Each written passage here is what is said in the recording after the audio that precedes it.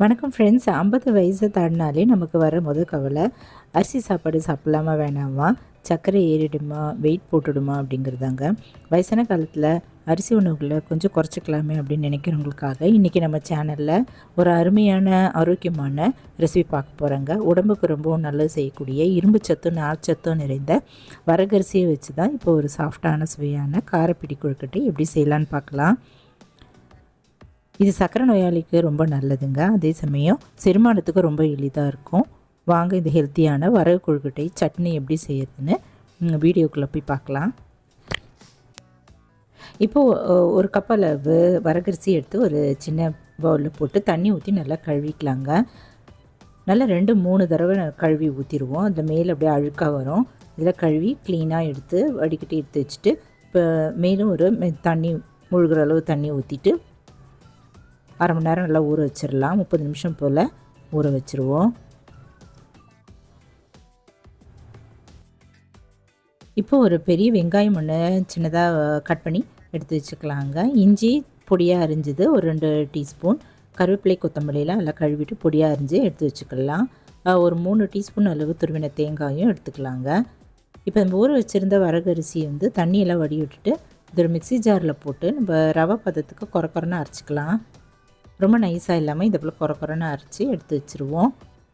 இப்போ அடுப்பில் ஒரு பேன் வச்சுட்டு அதில் 3 டீஸ்பூன் ஆயில் ஊற்றிட்டு கொஞ்சம் பெருங்காயம், கடுகு அரை டீஸ்பூன், உளுத்தம்பருப்பு, கடலைப்பருப்புலாம் அரை டீஸ்பூன் போட்டு வறுத்துக்கலாம். காரத்துக்கு மிளகாய் வந்து காஞ்சி மிளகாய் 2 கிள்ளி போட்டுருவோங்க. கருவேப்பிலை இதெல்லாம் போட்டு நல்லா வறுத்துக்கலாம். இப்போ கட் பண்ண வெங்காயம் போட்டு வதக்கிட்டு கூடவே இஞ்சியும் போட்டு வதக்கிடுவோங்க. இப்போ இதெல்லாம் நல்லா வதங்கின பிறகு இந்த கொழுக்கட்டைக்கு தேவையான தண்ணி வந்து நம்ம 2 டம்ளர் ஊற்றிக்கலாங்க. எந்த டம்ளரில் நம்ம அரிசி எடுத்தோமோ அதிலே 2 டம்ளர் அளவு தண்ணி எடுத்துப்போம். ஊற்றிட்டு உப்பு ஒரு டீஸ்பூன் அளவு கல் உப்பி சேர்த்துக்கலாங்க. சேர்த்துட்டு நல்லா கொதிக்க விட்டுடலாம். இது கொதி வந்ததும் நம்ம அந்த அரைச்சி வச்சுருந்த வரகரிசி விழுது இதில் அப்படியே சேர்த்துட்டு கொஞ்சம் கொஞ்சமாக அப்படியே ஆட் பண்ணிவிட்டு கட்டி இல்லாமல் நல்லா கிளறிக்கலாங்க.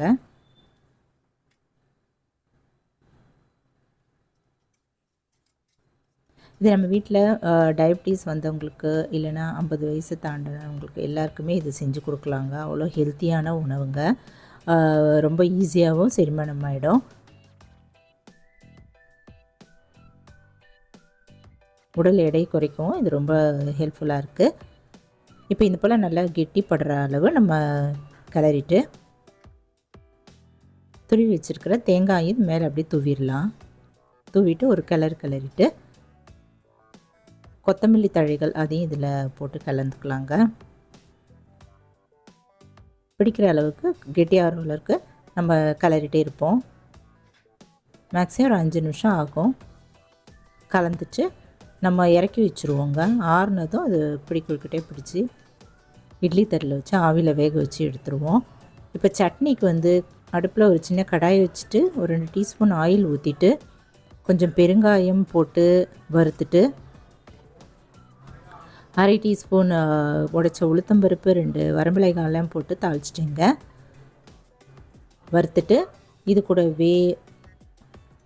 வெங்காயம் 1 பொடியாக அதையும் இதில் சேர்த்துட்டு தக்காளியும் சேர்த்துட்டு வதக்கிக்கலாம்.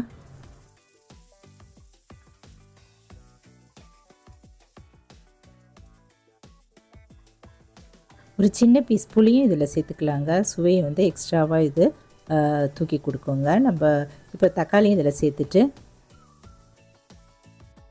தக்காளி லைட்டாக அப்படி மேஷ் ஆகிற வரைக்கும் வதக்கிட்டு இந்த சட்னிக்கு தேவையான உப்பு வந்து 1 டீஸ்பூன் அளவு சேர்த்துக்கலாம். இதெல்லாம் சேர்த்துட்டு நல்லா ஆற வச்சுட்டு மிக்சி ஜாரில் போட்டு நல்லா நைஸாக அரைச்சிக்கலாங்க.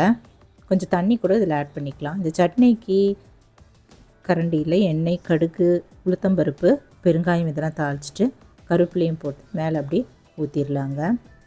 அருமையான தக்காளி வெங்காய சட்னியும் தயாராகிடுச்சு. இப்போ இந்த கொழுக்கட்டைக்கு நம்ம பிசைஞ்சு வச்சுருந்த மாவு கூட நல்லா ஆறிடுச்சுங்க. கையில் நல்லெண்ணெய் தொட்டுட்டு இந்த போல் உருட்டிட்டு இந்த விரல்லாம் அந்த மாவில் பதிகிற மாதிரி இப்படி அழுத்தி கொழுக்கட்டையாக பிடிச்சி வச்சுருவாங்க. எண்ணெய் தொட்டு இந்த போல் உருட்டுறதால ஒட்டாமல் வரும். இந்த போல் நம்ம எல்லா மாவையும் கொழுக்கட்டையாக பிடிச்சி வச்சிடலாம். இட்லி தட்டில் எல்லாம் வச்சுட்டேங்க. இப்போ அடுப்பில் இட்லி பானையில் தண்ணி ஒரு 1.5 டம்ளர் தண்ணி எல்லாம் ஊற்றிட்டு கொதிக்க விட்டுட்டு இந்த தட்டை அது உள்ளே வச்சுட்டு மீடியம் ஃப்ளேமில் ஒரு 8லேருந்து 10 நிமிஷம் வரைக்கும் நல்லா வேக வச்சுக்கலாங்க. இப்போ இந்த கொழுக்கட்டைலாம் நல்லா வெந்துருச்சான்னு பார்க்கலாங்க. கையில் கொஞ்சம் தண்ணியை தொட்டு பார்த்தா ஒட்டாமல் வரணும். இப்போ நல்லா வெந்துருச்சுன்னு அர்த்தம். இதெல்லாம் இறக்கி வச்சுட்டு நம்ம சாப்பிட கொடுக்கலாங்க. அருமையான வரகரிசி பிடி கொழுக்கட்டையும் கூடவே தக்காளி வெங்காய சட்னியும் தயாராகிடுச்சுங்க. காலை டிஃபனுக்கு இதை போல் செஞ்சு கொடுங்க. ஈவினிங் கூட நம்ம பசங்களுக்கு எல்லாருக்குமே செஞ்சு கொடுக்கலாம். வயசானவங்களுக்கு, சுகர் வந்தவங்களுக்கு எல்லாருக்குமே இது ரொம்ப நல்ல உணவுங்க. ஆரோக்கியமான இந்த சிறுதானியம் வச்சு மில்லட் வச்சு நம்ம சூப்பராக இன்றைக்கி வரகரிசி காரப்பிடி கொழுக்கட்டை செஞ்சுருக்கோம். நீங்கள் இதை ட்ரை பண்ணி பார்த்துட்டு எப்படி இருக்குன்னு சொல்லுங்கள். இந்த வீடியோ பிடிச்சதுன்னா இந்த சேனலை சப்ஸ்கிரைப் பண்ணிக்கோங்க. லைக் பண்ணுங்கள், ஷேர் பண்ணுங்கள், கமெண்ட் பண்ணுங்கள். தேங்க்ஸ் ஃபார் வாட்சிங். நன்றி, வணக்கம். நம்ம அடுத்த வீடியோவில் பார்க்கலாம்.